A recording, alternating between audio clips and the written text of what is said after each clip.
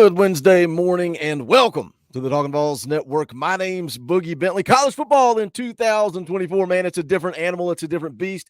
It's not the same game that a lot of us grew up falling in love with. It's NIL era. It's pay for play. And I see a lot of people, particularly this week on Twitter, on Facebook, on social media, talking about how criticism and it's fair. These guys deserve it. They have to take it on the chin because it is pay for play. If you're getting paid $8 million, allegedly, if you're getting paid $8 million, then I can say whatever I want. I can tag you on Twitter. And I mean, to a certain extent, I think that's fair. We as fans, look, I come on YouTube every single day and talk about Tennessee football. And I tell all the guys that roll through this channel, be honest, stick to your guns, bring your opinions, because that's what this channel is all about. And we as fans, I think we have a right to an opinion to a certain extent, but I don't think we need to be talking about money this early in the game. Well, what exactly are you talking about, Boogie? Why are you talking about money? Why is the video titled "It's All About Money"? We're going to get into it. We're going to talk about it, but let's get the YouTube stuff out of the way real quick. Smash a thumbs up just below the video. Even if you disagree with me, if you like the channel and you're open to a conversation,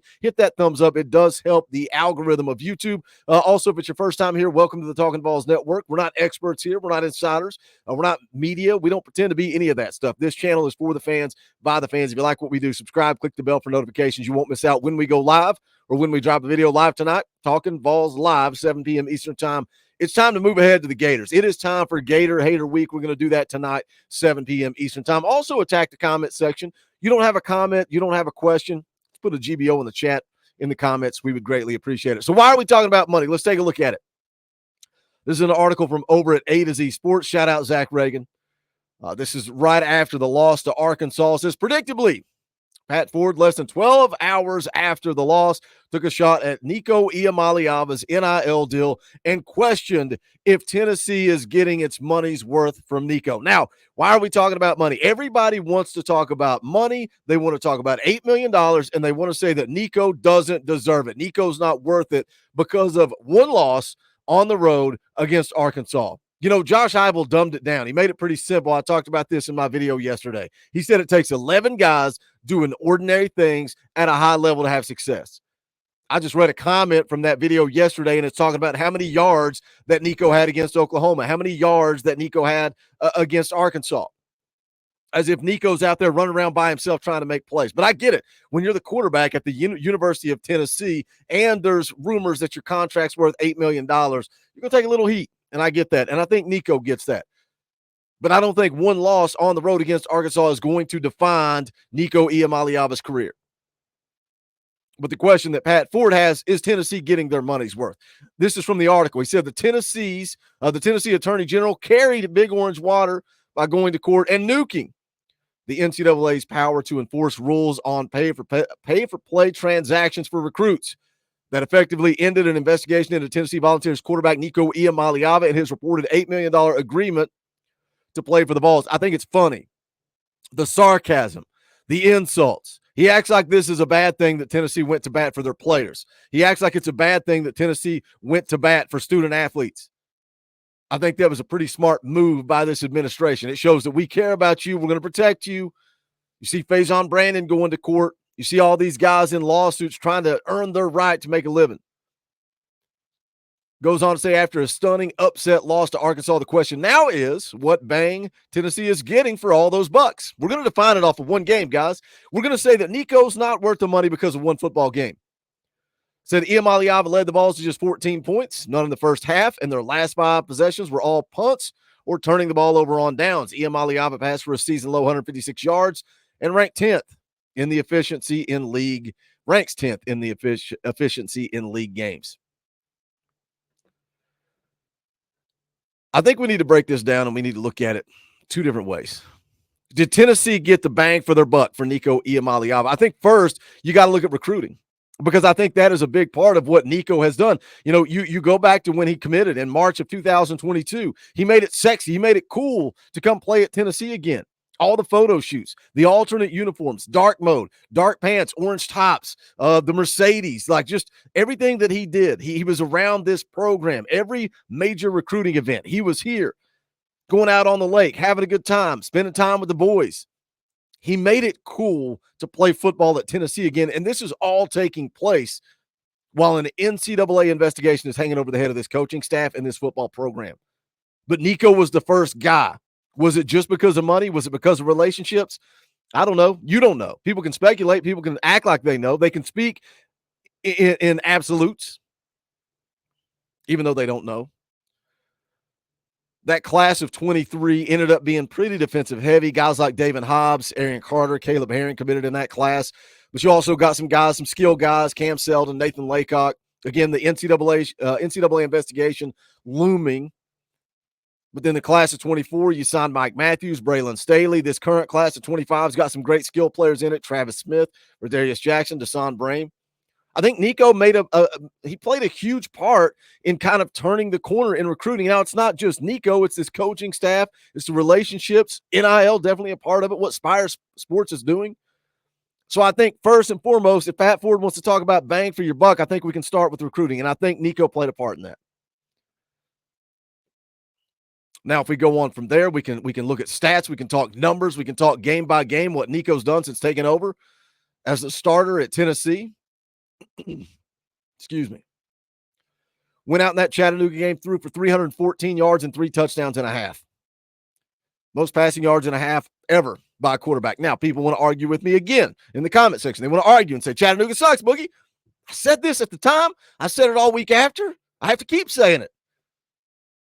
It's a level of competition. He didn't play. It's Chattanooga. You don't think Peyton Manning played against teams like Chattanooga? You don't think that, Andy Kelly, Heath Schuler, Eric Ainge, Casey Clausen, Conjure Holloway, T. Martin. You pick your favorite Tennessee quarterback, and I'll tell you a garbage team that they played against. But Nico has the record for most passing yards and a half. Does that matter? Not really. All that matters is wins and losses. NC State game, you win 51-10. That's when we move the goalposts. NC State's not very good. You go out and beat Kent State 71-0, 173 yards and a touchdown. You don't need Nico to do anything in that game. Most points ever scored in the modern era. You go on the road to play Oklahoma. We want to forget that game. We talk about SEC play. We want to forget that Tennessee won that game. Nico threw for almost 200 yards and a touchdown. Josh Heupel after the game says, hey, I dialed back the game plan because of the way the defense was playing. Go win ball games. Doesn't matter how. Arkansas is the one we're all talking about now, obviously. That was Nico's worst game of the year. Not a good football game for Nico Iamaleava. I'm the first one to say that. Now, am I ready to flush it? Am I ready to throw away our five-star quarterback? No, I'm not. I'm ready to see how he responds on Saturday night in Neyland Stadium in a hostile environment against the Gators. Because I think if he goes out and dominates and plays good against Florida on Saturday, this Arkansas game is going to be forgotten real quick. And I think some of us forgot some of the things that were said earlier in the year. Let's go back to Josh Pate. This is going into the NC State game. This is after one game against Chattanooga. Let's go back and take a listen to what Josh Pate had to say going into that NC State game. Nico Iamaleava is a bona fide Heisman contender right now. He's going to be in this thing all year. This is a superstar. You're seeing it unfold right before your eyes. It's likely that college football has not fully caught on to it yet. They know his name. They know he's at Tennessee. They know Josh Heupel scores a lot of points, but they're still thinking to themselves, oh, he'll have to grow into it. Maybe like next year. Nah, this year, he is a Heisman threat. This year, Tennessee is a threat to compete for the SEC championship because they may end up having, not right now, but when the tale is told, they may end up having the best quarterback in the conference. That's coming off of one game. That's coming off of a game against Chattanooga. That being able to see the throws that he can make, the ball location. It's still the same guy. That's still the same quarterback. It's cliche, and everybody says it's a week-by-week game. We're seeing it all over the country. Yeah, I've said it over and over and over since the loss to Arkansas, but Texas is the only team in the conference that doesn't have a loss yet. That's the world of college football we're living in. Maybe NIL is actually bringing parity to college football. But Josh Pate, going into the NC State game, says that when it's all said and done, Tennessee could have the best quarterback in the conference this season. But now we want to talk about money. We want to devalue Nico. We want to talk about Joe Milton again. We want to eat our own. All we want to do is argue all the time. Every time Tennessee loses a football game, we want to argue, and we almost some people thrive on Tennessee losing. So I can say, I told you so. I told you Nico wasn't good. Now, that was going into the NC State game. Let's go take a listen to J.D. Piquel. What did he have to say after the NC State game about Nico Iamaleava? Like this new updated Josh Heupel offense, under Nico Iamaleava, to me, I mean, it's going to be something special. And it's only his third start, but you see what it can be with 8 running the show. You see all the things that he brings to the table that not other quarterbacks haven't had, but that Nico just has the volume turned up on. Like Hendon Hooker's a great athlete, runs the football at a really elite level. Seeing Nico Iamaleava have that design quarterback run go for a 30-yard touchdown, and seeing the defense have to honor that throughout the course of this game, even before he broke off that run, that changes the way that a defense has to approach you. That changes the way that a defense has to prep for you during the week. So we're getting a taste. We're getting a preview of what this offense can be. Now, if we want to talk about Chattanooga and we want to talk about NC State and Kent State, Josh Heupel was aggressive. The play calling was different. JD talking about Nico's ability to run the football. Where is that? What happened to that? Did Josh Heupel get too comfortable leaning on his defense? Was he worried because the lack of protection going up against an elite SEC defensive line in Oklahoma and then Arkansas? The offensive line is a problem. Protection is a problem, but it's on Josh Heupel. It's on these coaches. It's on the entire offensive coaching staff to come up with a way to move the football. So we can blame Nico. We can talk about his $8 million deal. We can blame the offensive line. We can talk about Lance Hurd and his NIL deal. We can point fingers. We can point blame. Josh Heupel, this coaching staff, they got to figure something out for Saturday night. I want to see something different. I want to see more Nico in the run game. If you can't take deep shots down the field because of protection, utilize the middle of the field. Nico missed some guys on Saturday night. He did. I've said it. I will call a spade a spade. I will judge Nico game by game, just like I did Joe Milton last year, just like I do every quarterback at Tennessee. I'm not hoping for the success or the failure of Joe Milton or Hendon Hooker or Nico. I'm hoping for the success of Tennessee. I don't care whose back that comes on. I don't care. I just want to win. What do you guys think about it? Everybody talking about it's all about the money. It's all about an $8 million deal. I'm not getting the bang for my buck. I think it's too early. I think Nico's story has yet to unfold. Hopefully, we see him take another step on Saturday night against the Gators. Jump into the comment section. Let's talk about it. As always, smash the thumbs up on the way out the door. You can go check out the Talkin VAWLS merchandise. You can also support this channel by becoming a member. Hit the join button right beside subscribe, or there are links in the description below to do all of that stuff. Hope you'll join us tonight, 7 p.m. Eastern time for Talkin VAWLS Live, because this is the Talkin VAWLS Network. My name's Boogie Bentley. Go Big Orange.